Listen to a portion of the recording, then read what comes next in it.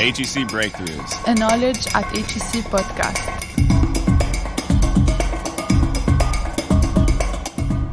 Hi everyone and welcome to HEC Breakthroughs, your monthly podcast by the Knowledge at HEC team. Breakthroughs brings you the best of HEC Paris's academic research from professors and PhD students. We show how this research relates to and impacts on the challenges our world is facing. I'm Daniel Brown, the school's chief editor. This month we talk to Olivier Sibony. Olivier is Professor of Strategy at HEC Paris, and he's just co-authored a phenomenal book called Noise, a Flaw in Human Judgment. This 6-year labor of love was co-written with Cass Sunstein and Daniel Kahneman. By the way, Nobel-laureate Daniel Kahneman will be visiting HEC on October the 7th to accept the title of Honoris Causa Professor. That's for his exceptional work in the fields of psychology and economics. Noise is a monumental work on human error. The 460-page book has shot up to the top of the bestsellers lists on both sides of the Atlantic. Its 3 authors explore what they call the unwanted variability in judgments.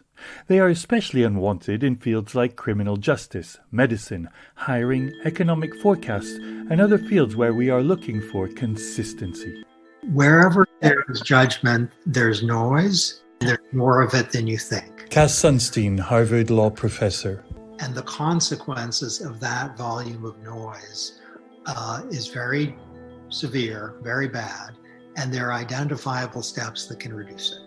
About 7 years ago, I think, I was doing consulting with an insurance company. Daniel Kahneman. And that's where the idea of the importance of noise in a practical setting came up. It turned out that underwriters, when you give them the same risk to assess, give very different answers. I mean, dramatically more variable than the executives of the company expected.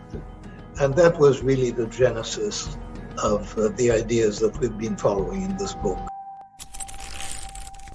Well, I'm joined on HEC Breakthroughs by Olivier Sibony, who's currently in Paris. Olivier, you've just published a 450-page book on human error, or at least one of its main components, and that is noise. The other being bias, mainly cognitive bias.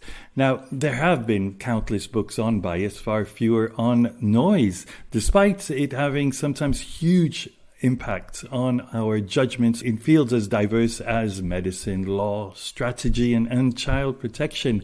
I suppose we should start with your definition of noise. You say it's, quote, an unwanted variability of judgments.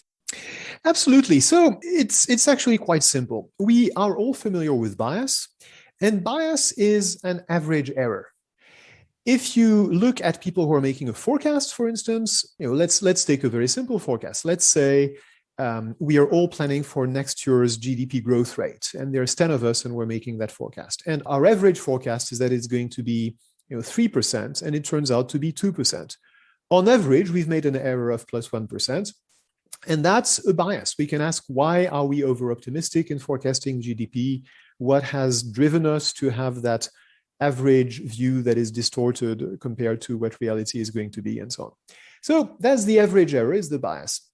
The other source of error for any one of these individuals is that not everyone makes exactly the same forecast of plus 3% or plus 2% or whatever.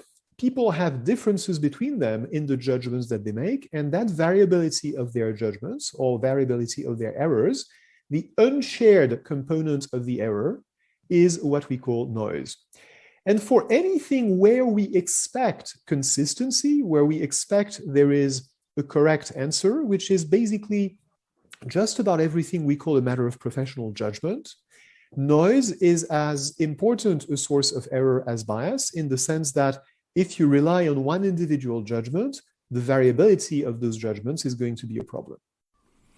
Now, in a way, it's ironic, since even the word noise itself comes from this old French of din, disturbance, uproar, brawls, I've read.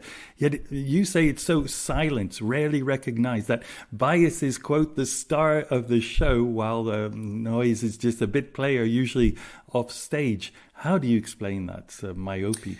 There's a number of explanations. The first one is that, well, it doesn't matter because these errors cancel out. And that's the response that we have because we've been trained to think in averages and to think in main effects. That's even what scientists do when they do a study and they say, oh, we found an effect here. We found that on average, people respond to this drug or don't respond to this drug. Or there is a psychological phenomenon where we can measure an effect or we cannot measure an effect. That's an average. But around that average, there is a wide dispersion of possible outcomes. And we often neglect to think about that dispersion as a phenomenon that is in itself interesting. That's one reason. There is a more fundamental psychological reason. When you look at the average error, you immediately look for a cause. You immediately look for a reason. So why are the forecasters over-optimistic? Well, are they employed by the government and they have an interest in being over-optimistic? Or is there a reason why we can imagine they have been influenced by some force or by some source of error that makes them all err in the same direction?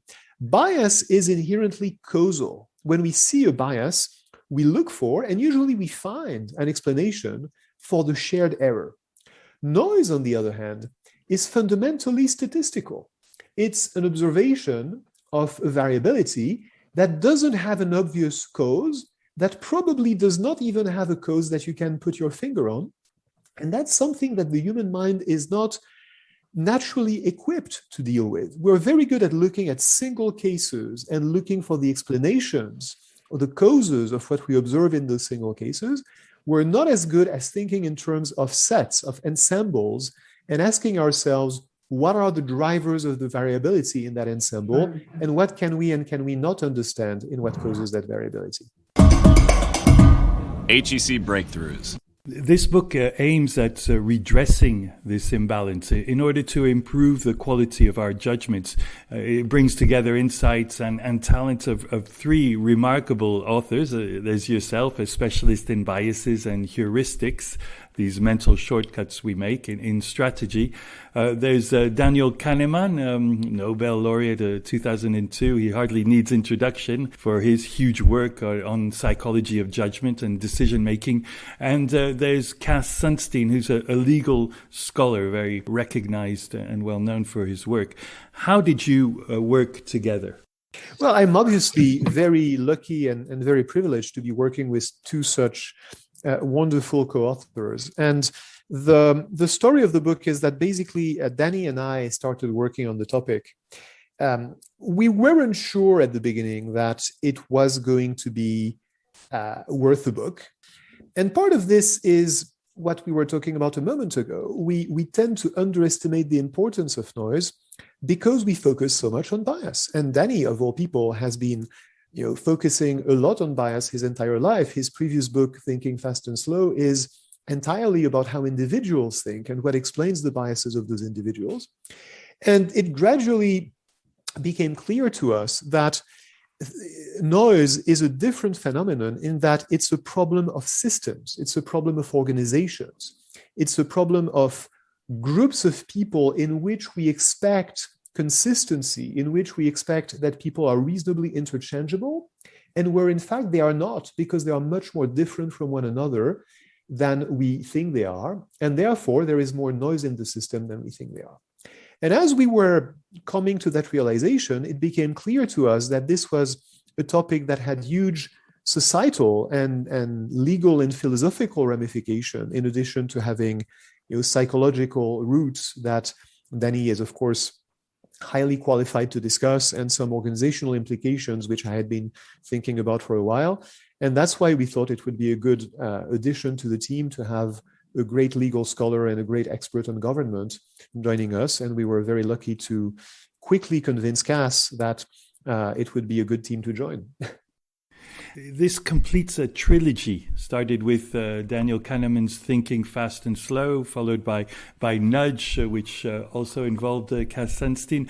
Can you see a sequential logic between these three?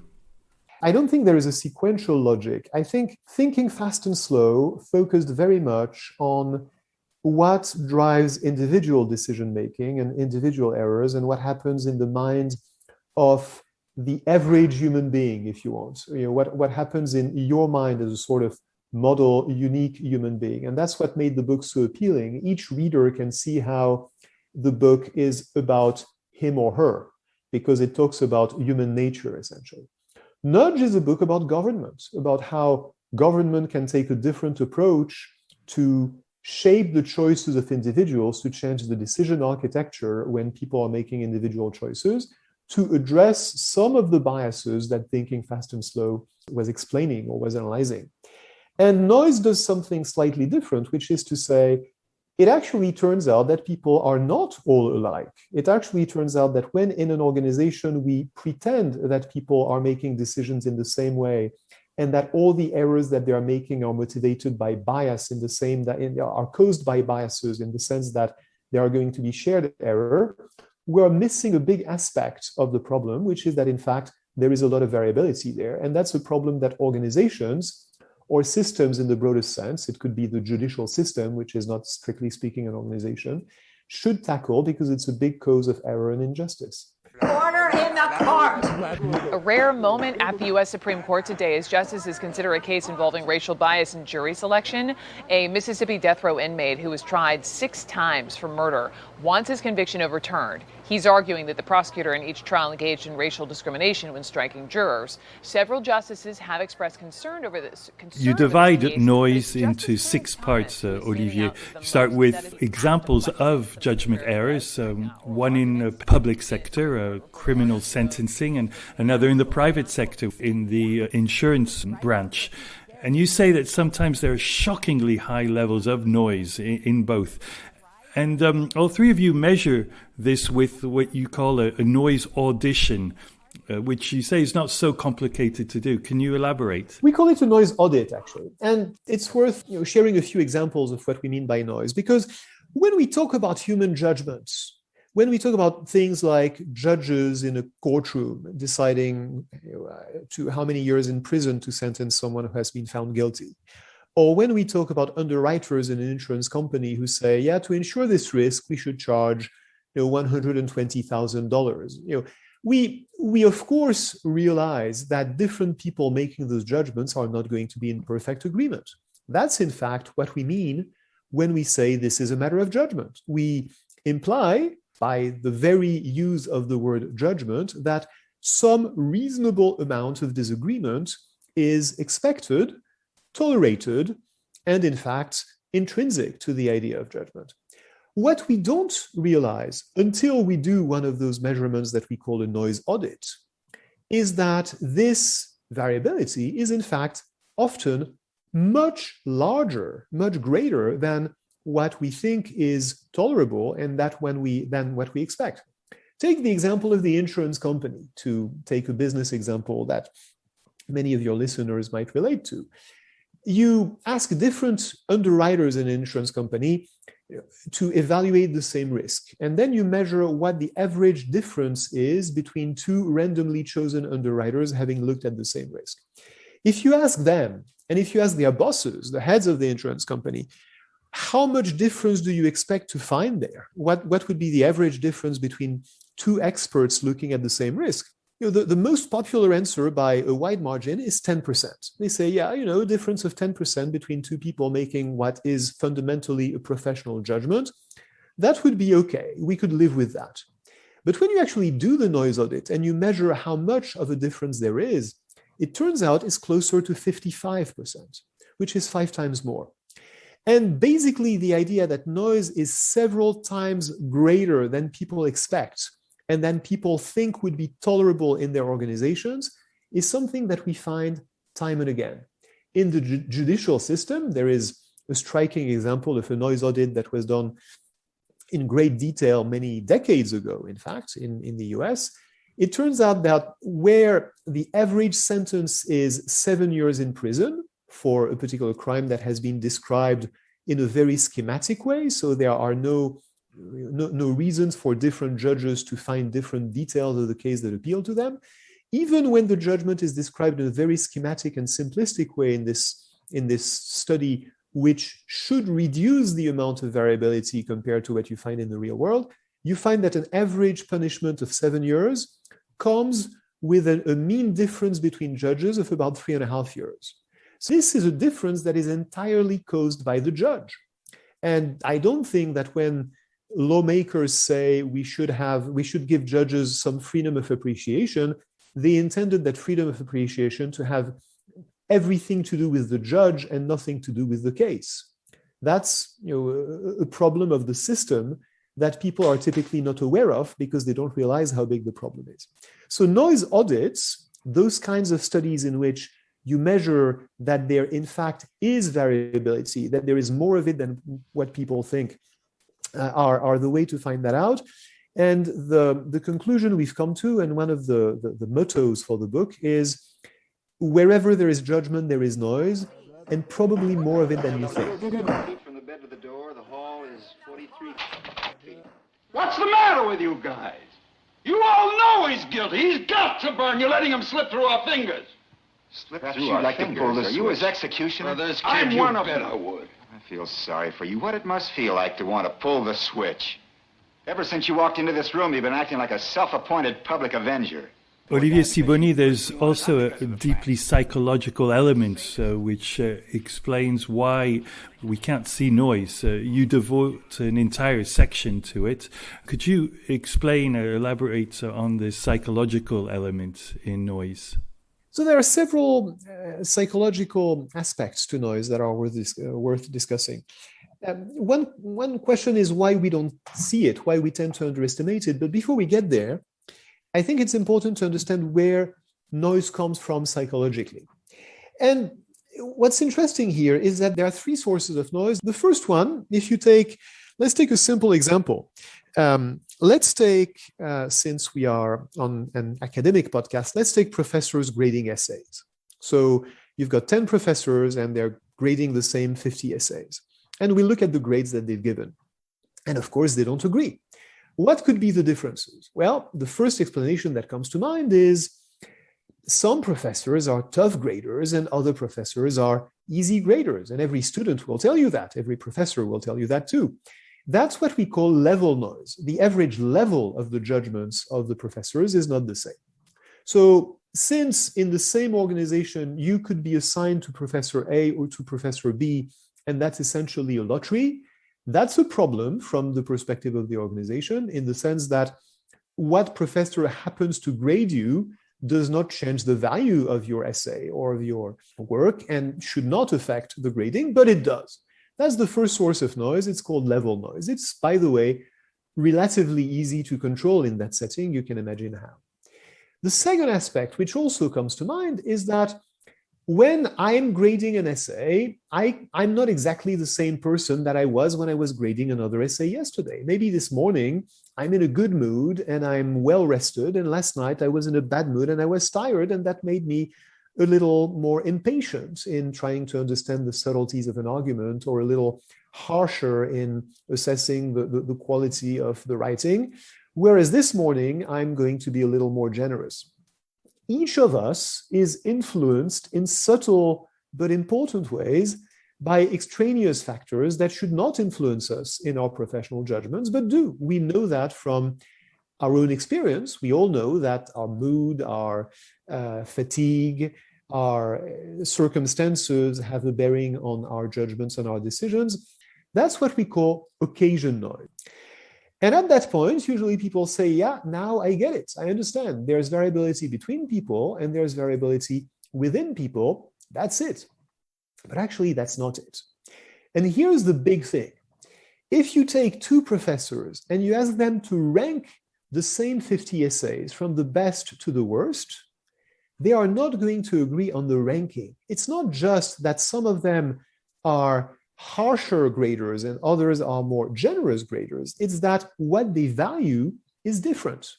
What they think is important is different from the pattern of judgment that you're going to have because you have different tastes. In a word, we as judges making judgments, we are different.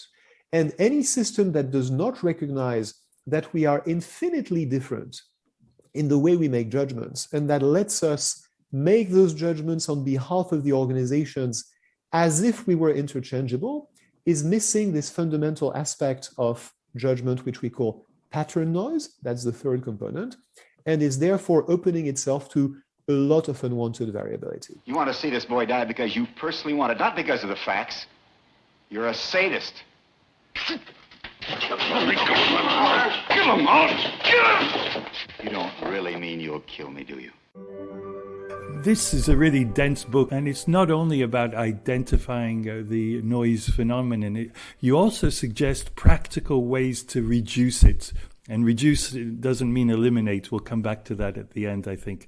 And you do that through 5 case studies, one in medicine, then in performance rankings, forensic science, forecasting, and hiring decisions. I wanted to just focus on this last one.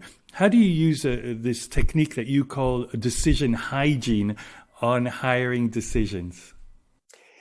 We wanted, in fact, as you point out, Daniel, we wanted to give the reader very practical tools to try to deal with noise in organizations. We didn't want this to be just a call to action. It is a call to action. It is a call to recognize the magnitude of the problem and to start taking noise seriously, to try to take noise as a source of error and injustice that is potentially as important as bias. So we wanted it to be that, but we also wanted it to be a set of tools for people to do something about it.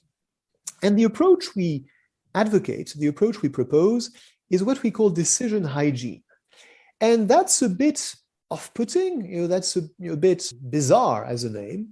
And we wanted it to be that way to send a very clear message that this isn't like bias, something where you're going to identify a bias, you're going to fight the bias, and you're going to win. This is a battle that you need to fight every day, just like the battle for hygiene. Think of people washing their hands in hospitals. That's a battle that needs to be fought every day. But that actually makes a big difference. And noise is just like that. Noise is a problem that is everywhere, that cannot be seen, and that can only be fought by preventative measures, by measures that combat the sources of noise before they influence our decisions. That's why we wanted to call it decision hygiene. So what does it consist of specifically? Take the example of hiring. We know from decades, in fact, from a century of research, that the way people generally make hiring decisions does not work. The way people generally make hiring decisions is they do an interview and they meet someone and they form a holistic impression of whether that person is going to be good or not good for the job for which they are hiring. They're essentially making a prediction that the person is going to be good in the job based on a holistic aggregate judgment of what they can see in the interview. We know from a century of research that the quality of that prediction is very poor. We also know from the same research that that can be improved by doing a number of things, by doing many things, but one of the things that you can do that works very nicely is to structure that decision. It's to conduct, for instance, structured interviews where you evaluate each of the dimensions that you're interested in the candidate separately from each other.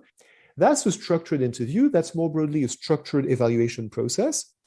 And we know from the research on hiring that structured decision-making in hiring is a lot better than holistic, unstructured decision-making in hiring. We extrapolate from this, we extend this reasoning to any field where you're making decisions about a number of options and where you need to take into account different dimensions of those options that you want to evaluate. Basically, we say options are like candidates. Options in a strategic decision are like candidates in a hiring decision. You need to evaluate them on a number of dimensions that you need to define ex ante. You need to decide in advance on what dimensions you're going to evaluate those options. So you need to structure your judgment. You need to make sure that you make those assessments on each of the judgments as separately as you can, as independently of each other as you can. And you need to delay the moment when you're going to use your intuition to make that final decision until you have reviewed the information and the assessments on each of the independent decisions. And at that point, you can actually have a holistic discussion. We give fairly detailed examples of how companies can use this sort of process in their top management decision-making. And we hope that as those practices gain traction, this will become more and more obvious. Those practices will become as standard as many of the ways of running meetings that we consider normal today. Olivier, unfortunately, we're coming to an end of this exchange. I just wanted to wrap up about the noise that this book seems to be making already, one of the multiple definitions of this word. We're talking only a few days after the publication, and already there seems to be a huge amount of interest. The New York Times put it in the 15 must-read books for May. In these troubled COVID-19 times, could it answer a few of the urgent questions and problems that business is facing? Well, the times are as troubled as they have ever been. We're not claiming that we're going to bring answers to any specific question. We are drawing attention to the fact that when people bring answers to important questions, they are missing an important source of variability in their decisions. COVID-19, by the way, brings this in a harsh light. I was struck by the reaction of different countries to what was essentially the same set of facts when there started to be reports of side effects of one of the vaccines against COVID-19. Those reports are what they are. They are facts. The objectives that the various countries pursue in their decisions to allow or not to allow or to restrict or not to restrict the use of those vaccines should be more or less identical. They're all public health agencies that pursue public health objectives. And yet, it looks like just about every country in Europe made a different decision. Some said, let's ban this vaccine altogether. Others said, let's not do anything and keep allowing it across the board. Yet others said, let's restrict it to some particular groups or subgroups of the population, but it was a different subgroup in every country. That is a prime example of noise. This is a decision that should be identical in the sense that all the people who are making that decision genuinely are trying to make the right call and genuinely believe that there is a correct answer that they are coming closest to. We, of course, don't know what the best answer is, or at least we don't know when at the time they're making that decision. But we expect that there is one, and yet we see a lot of variability in their answers. I think if we saw more of the decision hygiene techniques, more of the noise reduction techniques that we're talking about in noise, in use in those sorts of decision-making settings, we would see less variability and we would hopefully see better decisions. My thanks to you, Olivier Sibony, for this fantastic exchange. Thank you. Thank you very much, Daniel. HEC Breakthroughs, a Knowledge at HEC podcast. Olivier Sibony, HEC Professor in Strategy and Business Policy. He was speaking shortly after the publication of Noise, a Flaw in Human Judgment. The book has been translated into 4 languages so far, and its publication in French is set for September 29th. That's next week. Well, that's almost it for HEC Breakthroughs number 4. Don't forget to tune in to the October podcast. Next month, we'll talk to not 1, but 2 HEC academics, Anne-Laure Cellier and Claire Linares.